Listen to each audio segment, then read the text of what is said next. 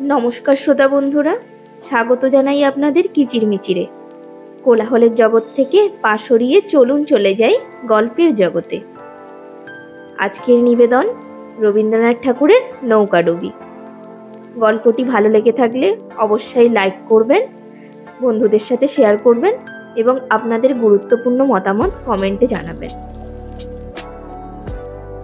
সমস্ত গল্পের আপডেট সবার প্রথম পেতে আমাদের চ্যানেলটি সাবস্ক্রাইব করে বেল আইকনটি প্রেস করে দিন। এখন শুরু হচ্ছে নৌকাডুবি চতুর্থ পর্ব।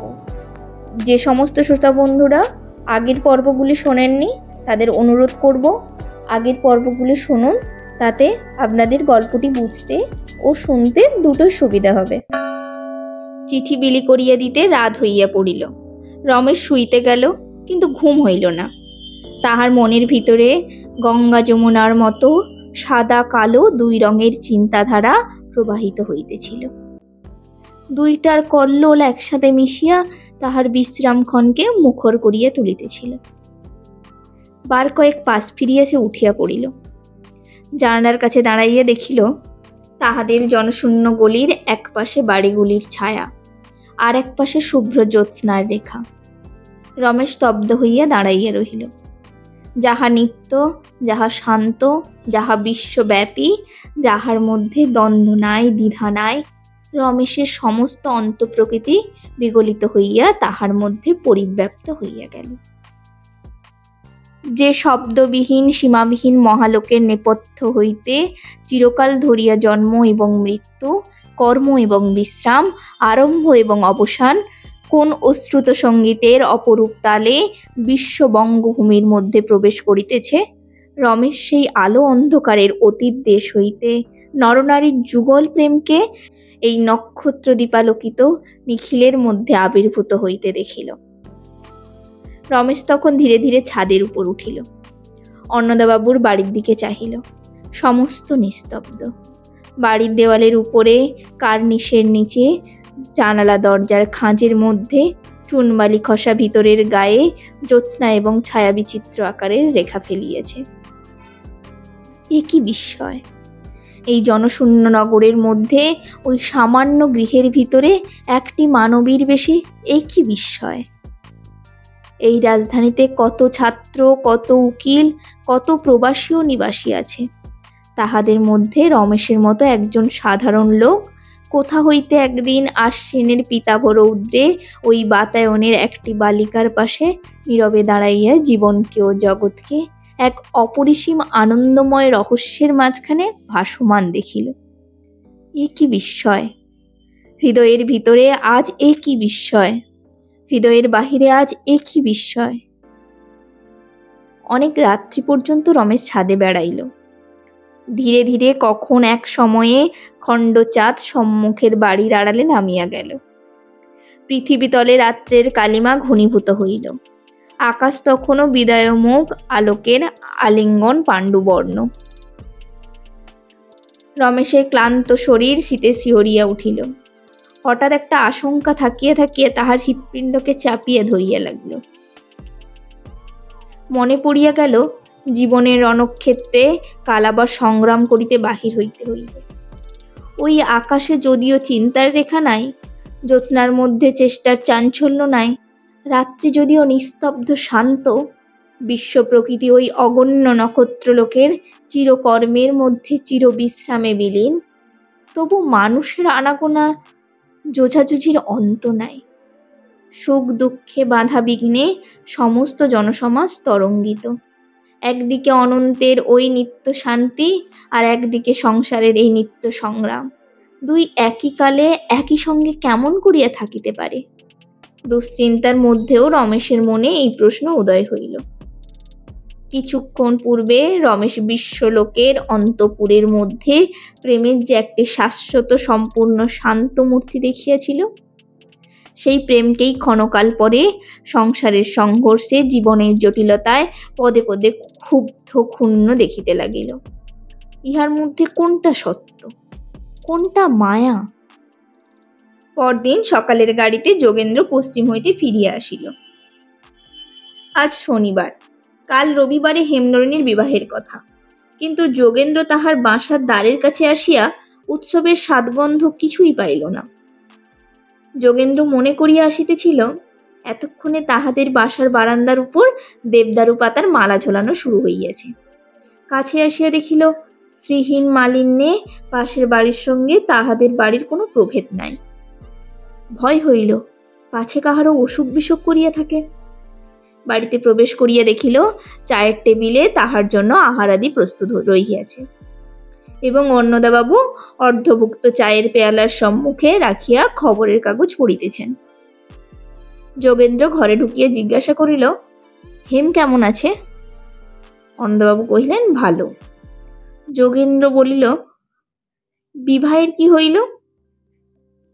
অন্নদাবাবু কহিলেন, কাল রবিবারের পরের রবিবারে হইবে। যোগেন্দ্র কহিল, কেন? অন্নদাবাবু কহিলেন, কেন তাহা তোমার বন্ধুকে জিজ্ঞাসা করো। রমেশ আমাদের কেবল এইটুকু জানাইয়াছে যে তাহার বিশেষ প্রয়োজন আছে, এ রবিবারে বিবাহ বন্ধ রাখিতে হইবে। যোগেন্দ্র তাহার অক্ষম বাপের উপরে মনে মনে বিরক্ত হইয়া কহিল, বাবা, আমি না থাকিলে তোমাদের নানান গলদ ঘটে। রমেশের আবার প্রয়োজন কিসের? সে স্বাধীন, তাহার আত্মীয় বলিতে কেহ নাই বলিলেই হয়। যদি তাহার বৈষয়িক বিশেষ কোনো গোলযোগ ঘটিয়া থাকে, সে কথা খুলিয়া বলিবার কোনো বাধা দেখি না। রমেশকে তুমি এত সহজে ছাড়িয়ে দিলে কেন?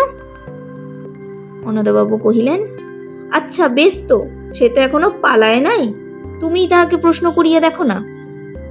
যোগেন্দ্র শুনিয়া তৎক্ষণাৎ এক পেয়ালা গরম চা তাড়াতাড়ি নিঃশেষ করিয়া বাহির হইয়া গেল। অন্নদাবাবু কহিলেন, আহা যোগেন, এত তাড়াতাড়ি কিসের? তোমার যে খাওয়া হইল না। এ কথা যোগেন্দ্রের কানে পৌঁছিল না। সে রমেশের বাসায় ঢুকিয়া সশব্দ দ্রুতপদে সিঁড়ি বাহিয়া উপরে উঠিয়া গেল। রমেশ, রমেশ! রমেশের সাড়া নাই। ঘরে ঘরে খুঁজিয়া দেখিল, রমেশ শুইবার ঘরে নাই, বসিবার ঘরে নাই, ছাদে নাই, একতলায়ও নাই। অনেক ডাকাডাকির পর বেহারাটাকে সন্ধান করিয়া লইয়া জিজ্ঞাসা করিল, বাবু কোথায়? বেহারা কহিল, বাবু তো ভোরে বাহির হইয়া গেছেন।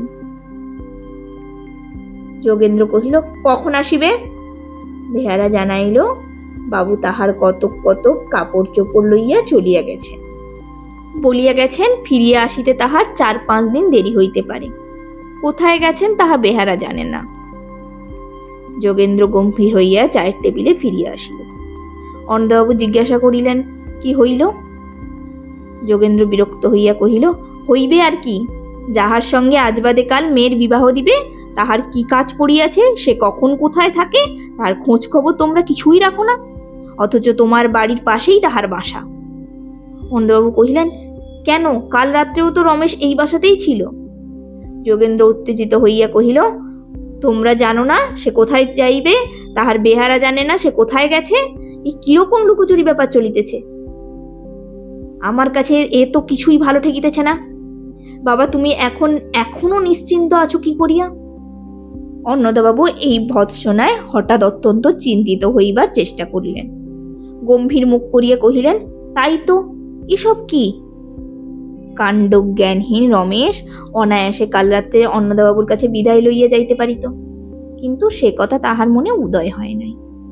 ওই যে সে বিশেষ প্রয়োজন আছে বলিয়া রাখিয়াছে, তাহার মধ্যেই তাহার সকল কথা বলা হইয়া গেছে, এইরূপ রমেশের ধারণা। ওই এক কথাতেই আপাতত সকল রকমের ছুটি পাইয়াছে, জানিয়া সে তাহার উপস্থিত কর্তব্য সাধনে বিব্রত হইয়া বেড়াইতেছে। যোগেন্দ্র কহিল, হেমনলিনী কোথায়?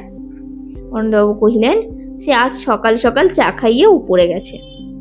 যোগেন্দ্র কহিল, রমেশের এই সমস্ত অদ্ভুত আচরণে বেচারা বোধ হয় অত্যন্ত লজ্জিত হইয়া আছে, সেই জন্য সে আমার সঙ্গে দেখা হইবার ভয়ে পালাইয়া রহিয়াছে। সংকুচিত ও ব্যথিত হেমনলিনীকে আশ্বাস দিবার জন্য যোগেন্দ্র উপরে গেল। হেমনলিনী তাহাদের বড় ঘরে চৌকির উপরে চুপ করিয়া একা বসিয়াছিল। যোগেন্দ্রের পদশব্দ শুনিয়াই সে তাড়াতাড়ি একটা বই টানিয়া লইয়া পড়িবার ভান করিল। যোগেন্দ্র ঘরে আসিতেই বই রাখিয়া উঠিয়া দাঁড়াইয়া হাসি মুখে কহিল, এই যে দাদা, কখন এলে? তোমাকে তো তেমন বিশেষ ভালো দেখাইতেছে না। যোগেন্দ্র চৌকিতে বসিয়া পড়িয়া কহিল, ভালো দেখাইবার তো কথা নয়, আমি সব কথা শুনিয়াছি হেম, কিন্তু এ সম্বন্ধে তুমি কোনো চিন্তা করিও না। আমি ছিলাম না বলেই এইরকম গোলমাল ঘটিতে পারিয়াছে। আমি সমস্ত ঠিক করিয়ে দিব। আচ্ছা হেম, রমেশ তোমাকে কোনো কারণ বলে নাই? হেমনলিনী মুশকিলে পড়িল। রমেশ সম্বন্ধে এই সকল সন্নিগ্ধ আলোচনা তাহার পক্ষে অসহ্য হইয়া উঠিয়াছে। রমেশ তাহাকে বিবাহ দিন পিছাইবার কোনো কারণ বলে নাই, একথা যোগেন্দ্রকে বলিতে তাহার ইচ্ছা নাই, অথচ মিথ্যা বলাও তাহার পক্ষে অসম্ভব। হেমনলিনী কহিল, তিনি আমাকে কারণ বলিতে প্রস্তুত ছিলেন, আমি শোনার দরকার মনে করি নাই। যোগেন্দ্র মনে করিল ইহা গুরুতর অভিমানের কথা এবং এরূপ অভিমান সম্পূর্ণ স্বাভাবিক। কহিল, আচ্ছা, তুমি কিছুই ভয় করিও না, কারণ আমি আজই বাহির করিয়া আনিব। হেমনলিনী কোলের বই খাতার পাতা অনাবশ্যক উল্টাইতে উল্টাইতে কহিল, দাদা, আমি ভয় কিছুই করি না। কারণ বাহির করিবার জন্য তুমি তাহাকে পীড়াপিড়ি করো, এমন আমার ইচ্ছা নয়। যোগেন্দ্র ভাবিল ইহাও অভিমানের কথা। কহিল, আচ্ছা, সে তোমাকে কিছুই ভাবিতে হইবে না, বলিয়া তখনই চলিয়া যাইতে উদ্যত হইল। হেমনলিনী তখনই চৌকি ছাড়িয়া উঠিয়া কহিল, না দাদা, এ কথা লইয়া তুমি তাহার সঙ্গে আলোচনা করিতে যাইতে পারিবে না। তোমরা তাহাকে যাহাই মনে করো না কেন, আমি তাহাকে কিছুমাত্র সন্দেহ করি না। তখন যোগেন্দ্রের হঠাৎ মনে হইল, এ তো অভিমানের মতো শুনাইতেছে না। তখন স্নেহ মিশ্রিত করুণায় তাহার মনে মনে হাসি পাইল। ভাবিল ইহাদের সংসারের জ্ঞান কিছুই নাই, এদিকে পড়াশোনায় করিয়াছে, পৃথিবীর খোঁজ খবর অনেক রাখে, কিন্তু কোনখানে সন্দেহ করিতে হইবে সে অভিজ্ঞতাটুকু ইহার হয় নাই। এই নিঃসংশয় নির্ভরের সহিত রমেশের ছদ্ম ব্যবহারের তুলনা করিয়া যোগেন্দ্র মনে মনে রমেশের উপর আরো চটিয়া উঠিল। কারণ বাহির করিবার প্রতিজ্ঞা তাহার মনে আরো দৃঢ় হইল। যোগেন্দ্র দ্বিতীয়বার চলিয়া যাইবার উপক্রম করিলে হেমনলিনীর কাছে গিয়া তার হাত ধরিয়া কহিল, দাদা, তুমি প্রতিজ্ঞা করো যে তাহার কাছে এসব কথা একেবারে উত্থাপন মাত্র করিবে না। যোগেন্দ্র কহিল, সে দেখা যাইবে। হেমনলিনী কহিল, না দাদা, দেখা যাইবে না, আমার কাছে কথা দিয়া যাও। আমি তোমাদের নিশ্চয় বলিতেছি, তোমাদের কোনো চিন্তার বিষয় নাই, একটিবার আমার এই একটি কথা রাখো। হেমনলিনীর এইরূপ দৃঢ়তা দেখিয়া যোগেন্দ্র ভাবিল, তবে নিশ্চয়ই রমেশ হেমের কাছে সকল কথা বলিয়াছে, কিন্তু হেমকে যাহা তাহা বলিয়া ভুলানো তো শক্ত নয়। কহিল, দেখো হেম, অবিশ্বাসের কথা হইতেছে না। কন্যাপক্ষের অভিভাবকদের যাহা কর্তব্য করিতে হইবে তো। তোমার সঙ্গে তার যদি কিছু বোঝাপড়া হইয়া থাকে সে তোমরাই জানো, কিন্তু সে হইলে তো যথেষ্ট হইল না, আমাদের সঙ্গেও তাহার বোঝাপড়া করিবার আছে। সত্য কথা বলিতে কি হেম, এখন তোমার চেয়ে আমাদের সঙ্গেই তাহার বোঝাপড়ার সম্পর্ক বেশি। বিবাহ হইয়া গেলে তখন আমাদের বেশি কথা বলিবার থাকিবে না। এই বলিয়া যোগেন্দ্র তাড়াতাড়ি চলিয়া গেল। ভালোবাসা যে আড়াল, যে আবরণ খোঁজে, সে আর রহিল না। হেমনলিনী ও রমেশের যে সম্বন্ধ ক্রমে বিশেষভাবে ঘনিষ্ঠ হইয়া দুইজনকে কেবলমাত্র দুজনেরই করিয়া দিবে, আজ তাহারই উপর 10 জনের সন্দেহের কঠিন স্পর্শ আসিয়া বারংবার আঘাত করিতেছে। চারিদিকের এই সকল আন্দোলনের অভিঘাতে হেমনলিনী এমনই ব্যথিত হইয়া আছে যে আত্মীয় বন্ধুদের সহিত সাক্ষাৎ মাত্র তাহাকে কুণ্ঠিত করিয়া তুলিতেছে। যোগেন্দ্র চলিয়া গেলে হেমনলিনী চৌকিতে চুপ করিয়া বসিয়া রহিল। যোগেন্দ্র বাহিরে যাইতেই অক্ষয় আসিয়া কহিল, এই যে যোগেন, আসিয়াছ? সব কথা শুনিয়াছ তো? এখন তোমার কি মনে হইতেছে? যোগেন্দ্র কহিল, মনে তো অনেক রকম হইতেছে, সে সমস্ত অনুমান লইয়া মিথ্যা বাদানুবাদ করিয়া কি হইবে। এখন কি চায়ের টেবিলে বসিয়া মনস্তত্ত্বের সূক্ষ্ম আলোচনার সময়? অক্ষয় কহিল, তুমি তো জানোই সূক্ষ্ম আলোচনাটা আমার স্বভাব নয়, তা মনস্তত্ত্বই বলো, দর্শনই বলো, আর কাব্যই বলো, আমি কাজের কথা বুঝি ভালো। তোমার সঙ্গে সেই কথাই আসিয়াছি। অধীর স্বভাব যোগেন্দ্র কহিল, আচ্ছা, কাজের কথা হবে, এখন বলিতে পারো রমেশ কোথায় গেছে? অক্ষয় কহিল, পারি। যোগেন্দ্র প্রশ্ন করিল, কোথায়? অক্ষয় কহিল, এখন সে আমি তোমাকে বলিব না, আজ 3টের সময় একেবারে তোমাকে রমেশের সঙ্গে দেখা করিয়ে দিব। যোগেন্দ্র কহিল, কাণ্ডখানা কি বলো দেখি? তোমরা সবাই যে মূর্তিমান হেয়ালি হইয়া উঠিলে। আমি এই কয়দিন মাত্র বেড়াইতে গেছি, সেই সুযোগে পৃথিবীটা এমন ভয়ানক রহস্যময় হইয়া উঠিল। না না অক্ষয়, এমন ঢাকাঢাকি করিলে চলিবে না। অক্ষয় কহিল, শুনিয়া খুশি হইলাম। ঢাকাঢাকি করি নাই বলিয়াই আমার পক্ষে এক প্রকার অচল হইয়া উঠিয়াছে। তোমার বোন তো আমার মুখ দেখা বন্ধ করিয়াছেন। তোমার বাবা আমাকে সন্দিগ্ধ প্রকৃতি বলিয়া গালি দেন, আর রমেশবাবুও আমার সঙ্গে সাক্ষাৎ হইলে আনন্দে রোমাঞ্চিত হইয়া ওঠেন না। এখন কেবল তুমিই বাকি আছো। তোমাকে আমি ভয় করি। তুমি সূক্ষ্ম আলোচনার লোক নও। মোটা কাজটাই তোমার সহজে আসে। আমি কাহিল মানুষ, তোমার ঘা আমার সহ্য হইবে না। যোগেন্দ্র কহিল, দেখো অক্ষয়, তোমার ওই সকল প্যাঁচালো চাল আমার ভালো লাগে না। বেশ বুঝিতেছি একটা কি খবর তোমার বলিবার আছে, সেটাকে আড়াল করিয়া অমন দর বৃদ্ধি করিবার চেষ্টা করিতেছ কেন? সরলভাবে বলিয়া ফেলো, চুকিয়া যাক। অক্ষয় কহিল, আচ্ছা বেশ, তা হইলে গোড়া হইতেই বলি। তুমি অনেক কথাই জানো না। রমেশ দর্জিপাড়ার যে বাসায় ছিল, সে বাসার মেয়াদ উত্তীর্ণ হইয়া যায় নাই। তাহা আর কাহাকেও ভাড়া দেওয়ার সম্বন্ধে রমেশ চিন্তা করিবার অবসর পায় নাই। সে এই কয়েক মাস সংসারের বাহিরে উধাও হইয়া গিয়াছিল, লাভ ক্ষতিকে বিচারের মধ্যেই আনে নাই। আজ সে প্রত্যুষে সেই বাসায় গিয়া ঘর দুয়ার সাফ করিয়া লইয়াছে, তক্তপোষের উপর বিছানা পাতিয়াছে, আহারাদিরও বন্দোবস্ত করিয়া রাখিয়াছে। আজ স্কুলে ছুটির পর কমলাকে আনিতে হইবে। সে এখনো দেরি আছে। ইতিমধ্যে রমেশ তক্তপোষের উপর চিত হইয়া ভবিষ্যতের কথা ভাবিতে লাগে। এটোয়া সে কখনো দেখে নাই, কিন্তু পশ্চিমের দৃশ্য কল্পনা করা কঠিন নহে। শহরের প্রান্তে তাহার বাড়ি, তরুশেরি দ্বারা ছায়াখচিত বড় রাস্তা তাহার বাগানের ধার দিয়ে চলিয়া গেছে। রাস্তার উপরে প্রকাণ্ড মাঠ, তাহার মাঝে মাঝে কূপ, মাঝে মাঝে পশু পাখি তাড়াইবার মতো মাচা বাঁধা। ক্ষেত্র সেচনের জন্য গরু দিয়া জল তোলা হইতেছে। সমস্ত মধ্যাহ্নে তাহার করুণ শব্দ শোনা যায়। রাস্তা দিয়া প্রচুর ধুলো উড়াইয়া মাঝে মাঝে এক্কা গাড়ি ছুটিয়াছে। তাহার ঝনঝনে শব্দে রৌদ্রদগ্ধ আকাশ জাগিয়া উঠিতেছে।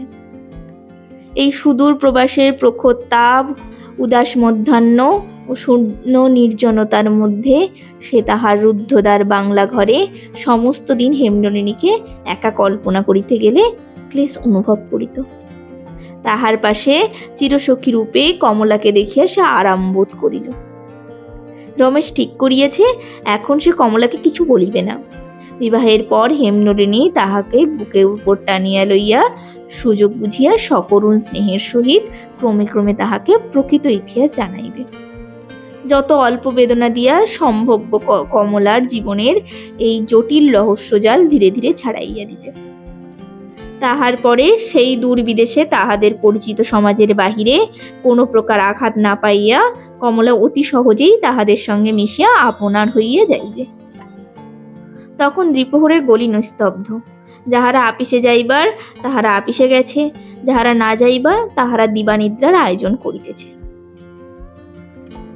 অনতিতপ্ত আশ্বিনের মাধ্যাহ্নটি মধুর হইয়া উঠিয়াছে। আগামী ছুটির উল্লাস এখনই যেন আকাশকে আনন্দের আভাস দিয়ে মাখিয়া রাখিয়াছে। রমেশ তাহার নির্জন বাসায় নিস্তব্ধ মধ্যাহ্নে সুখের ছবি উত্তর উত্তর ফলাও করিয়া আঁকিতে লাগিল। এমন সময় খুব ভারী গাড়ির শব্দ শোনা গেল। সে গাড়ি রমেশের বাসার দ্বারের কাছে আসিয়া থামিল। রমেশ বুঝিল স্কুলের গাড়ি কমলাকে পৌঁছাইয়া দিতে আসিয়াছে। তাহার বুকের ভিতরটা চঞ্চল হইয়া উঠিল। কমলাকে কিরূপ দেখিবে, তাহার সঙ্গে কিভাবে কথাবার্তা হইবে, কমলাই বা রমেশকে কিভাবে গ্রহণ করিবে, হঠাৎ এই চিন্তা তাহাকে আন্দোলিত করিয়া তুলিল। নিচে তাহার দুইজন চাকর ছিল। প্রথমে তাহারা ধরাধরি করিয়া কমলার তোরঙ্গ লইয়া আসিয়া বারান্দায় রাখিল। তাহার পশ্চাতে কমলা ঘরের দ্বারের সম্মুখ পর্যন্ত আসিয়া থমকিয়া দাঁড়াইল, ভিতরে প্রবেশ করিল না। রমেশ কহিল, কমলা, ঘরে এসো। কমলা একটা সংকোচের আক্রমণ কাটাইয়া লইয়া ঘরের মধ্যে প্রবেশ করিল। ছুটির সময় রমেশ তাহাকে বিদ্যালয়ে ফেলিয়া রাখিতে চাহিয়াছিল, সে কান্নাকাটি করিয়া চলিয়া আসিয়াছে। এই ঘটনায় এবং কয়েক মাসের বিচ্ছেদে রমেশের সঙ্গে তাহার যেন একটু মনের ছাড়াছাড়ি হইয়া গেছে। তাই কমলা ঘরের মধ্যে প্রবেশ করিয়া রমেশের মুখের দিকে না চাহিয়া একটুখানি ঘাড় বাঁকাইয়া খোলা দরজার বাহিরে চাহিয়া রহিল। রমেশ কমলাকে দেখিবা মাত্র বিস্মিত হইয়া উঠিল, যেন তাহাকে আর একবার নতুন করিয়া দেখিল। এই কয় মাসে তাহার আশ্চর্য পরিবর্তন ঘটিয়াছে। অনতিপল্লবিতা লতার মতো সে অনেকটা বাড়িয়া উঠিয়াছে। পাড়া গিয়ে মেয়েটির অপরিস্ফুট সর্বাঙ্গে প্রচুর স্বাস্থ্যের যে একটি পরিস্পুষ্টতা ছিল, সে কোথায় গেল? তাহার গোলগাল মুখটি ঝরিয়া লম্বা হইয়া একটি বিশেষত্ব লাভ করিয়াছে। তাহার গাল দুটি পূর্বের শ্যামাব চিকন্নতা ত্যাগ করিয়া কোমল পাণ্ডুবর্ণ হইয়াছে। এখন তাহার গতিবিধি ভাবভঙ্গিতে কোনো প্রকার জড়তা নাই। আজ ঘরের মধ্যে প্রবেশ করিয়া যখন সে ঋজুর দেহে ঈষৎ বঙ্কিম মুখে খোলা জানালার সম্মুখে দাঁড়াইল, তাহার মুখের উপরে শরৎ মধ্যাহ্নের আলো আসিয়া পড়িল। তাহার মাথায় কাপড় নাই, অগ্রভাগে লাল ফিতার গ্রন্থিবাঁধা বেনিটি পিঠের উপরে পড়িয়াছে। ফিকে হলদে রঙের মেরিনোর শাড়ি তাহার স্ফুটন্য মুখ শরীরে আটিয়া বেষ্টন করিয়াছে। তখন রমেশ তাহার দিকে কিছুক্ষণ চাহিয়া চুপ করিয়া রহিল। কমলার সৌন্দর্য এই কয় মাসে রমেশের মনে আবছায়ার মতো হইয়া আসিয়াছিল। আজ সেই সৌন্দর্য নবতর বিকাশ লাভ করিয়া হঠাৎ তাহাকে চমক লাগাইয়া দিল। সে যেন ইহার জন্য প্রস্তুত ছিল না। রমেশ কহিল, কমলা বসো। কমলা একটা চৌকিতে বসিল। রমেশ কহিল, স্কুলে তোমার পড়াশোনা কেমন চলিতেছে? কমলা অত্যন্ত সংক্ষেপে কহিল, বেশ। রমেশ ভাবিতে লাগিল, এইবার কি বলা যাইবে। হঠাৎ একটা কথা মনে পড়িয়া গেল। কহিল, বোধ হয় অনেকক্ষণ খাও নাই, তোমার খাবার তৈরি আছে, এইখানেই আনিতে বলি? কমলা কহিল, খাইব না, আমি খাইয়া আসিয়াছি। রমেশ কহিল, একটু কিছু খাইবে না? মিষ্টি না খাও, ফল আছে, আতা, আপেল, বেদানা। কমলা কোনো কথা না বলিয়া ঘাড় নাড়িল। রমেশ আর একবার কমলার মুখের দিকে চাহিয়া দেখিল। কমলা তখন ঈষৎ মুখ নত করিয়া তাহার ইংরেজি শিক্ষার বই হইতে ছবি দেখিতেছিল। সুন্দর মুখ সোনার কাঠির মতো নিজের চারিদিকে সুপ্ত সৌন্দর্যকে জাগাইয়া তোলে। শরতের আলো হঠাৎ যেন প্রাণ পাইল, আশ্বিনের দিন যেন আকার ধারণ করিল। কেন্দ্র যেমন তাহার পরিধিকে নিয়মিত করে, তেমনি এই মেয়েটি আকাশকে, বাতাসকে, আলোককে আপনার চারিদিকে যেন বিশেষভাবে আকর্ষণ করিয়া আনিল। অথচ সে নিজের ইহার কিছুই না জানিয়া চুপ করিয়া বসিয়া তাহার পরিবার বইয়ের ছবি দেখিতেছিল। রমেশ তাড়াতাড়ি উঠিয়া গিয়া একটা থালায় কতকগুলি আপেল, নাশপাতি, বেদানা লইয়া উপস্থিত হইল। কহিল, কমলা, তুমি খাবে না দেখিতেছি, কিন্তু আমার ক্ষুধা পাইয়াছে, আমি তো আর সবুর করিতে পারি না। শুনিয়া কমলা একটুখানি হাসিল। এই অকস্মাৎ হাসির আলোকে উভয়ের ভিতরকার কুয়াশা যেন অনেকখানি কাটিয়া গেল। রমেশ ছুরি লইয়া আপেল কাটিতে লাগিল, কিন্তু কোনো প্রকার হাতের কাজে রমেশের কিছুমাত্র দক্ষতা নাই। তাহার একদিকে ক্ষুধার আগ্রহ, অন্যদিকে এলোমেলো কাটিবার ভঙ্গি দেখিয়া বালিকার ভারী হাসি পাইল। সে খিলখিল করিয়া হাসিয়া উঠিল। রমেশ এই হাস্যোচ্ছ্বাসে খুশি হইয়া কহিল, আমি বুঝি ভালো কাটিতে পারি না, তাই হাসিতেছ? আচ্ছা, তুমি কাটিয়া দাও দেখি, তোমার কিরূপ বিদ্যা? কমলা কহিল, বটি হইলে আমি কাটিয়া দিতে পারি, ছুরিতে পারি না। রমেশ কহিল, তুমি মনে করিতেছ বটি এখানে নাই? চাকরকে ডাকিয়া জিজ্ঞাসা করিল, বটি আছে? সে কহিল, আছে, রাতের আহারের জন্য সমস্ত আনা হইয়াছে। রমেশ কহিল, ভালো করিয়া ধুইয়া একটা বটি লইয়া আয়। চাকর বটি লইয়া আসিল। কমলা জুতা খুলিয়া বটি পাতিয়া নিচে বসিল এবং হাসি মুখে নিপুণ হস্তে ঘুরাইয়া ঘুরাইয়া ফলের খোসা ছাড়াইয়া চকলা করিয়া কাটিতে লাগিল। রমেশ তাহার সম্মুখে মাটিতে বসিয়া ফলের খণ্ডগুলি থালায় ধরিয়া লইল। রমেশ কহিল, তোমাকেও খাইতে হইবে। কমলা কহিল, না। রমেশ কহিল, তবে আমিও খাইব না। কমলা রমেশের মুখের উপরে দুই চোখ তুলিয়া কহিল, আচ্ছা, তুমি আগে খাও, আমি পরে খাইব। রমেশ কহিল, দেখিও শেষকালে ফাঁকি দিও না। কমলা গম্ভীরভাবে ঘাড় নাড়িয়া কহিল, না, সত্যি বলিতেছি, ফাঁকি দিব না। বালিকার এই সত্য প্রতিজ্ঞায় আশ্বস্ত হইয়া রমেশ থালা হইতে এক টুকরা ফল লইয়া মুখে পুরিয়া দিল। হঠাৎ তার চিবানো বন্ধ হইয়া গেল। হঠাৎ দেখিল তাহার সম্মুখেই দ্বারের বাহিরে যোগেন্দ্র ও অক্ষয় আসিয়া উপস্থিত। অক্ষয় কহিল, রমেশবাবু, মাপ করিবেন, আমি ভাবিয়াছিলাম আপনি এখানে বুঝি একেলাই আছেন। যোগেন খবর না দিয়া হঠাৎ এমন করিয়া আসিয়া পড়াটা ভালো হয় নাই। চলো আমরা নিচে বসি গিয়া। বটি ফেলিয়া কমলা তাড়াতাড়ি উঠিয়া পড়িল। ঘর হইতে পালাইবার পথেই দুজনে দাঁড়াইয়াছিল। যোগেন্দ্র একটুখানি সরিয়া পথ ছাড়িয়া দিল, কিন্তু কমলার মুখের উপর হইতে চোখ ফিরাইল না। তাহাকে তীব্র দৃষ্টিতে নিরীক্ষণ করিয়া দেখিয়া লইল। কমলা সংকুচিত হইয়া পাশের ঘরে চলিয়া গেল। আজকের গল্প পাঠে ছিলাম আমি প্রতিভা। পরবর্তী পর্ব আসবে আগামী শুক্রবার, শুধুমাত্র কিচিরমিচিরে।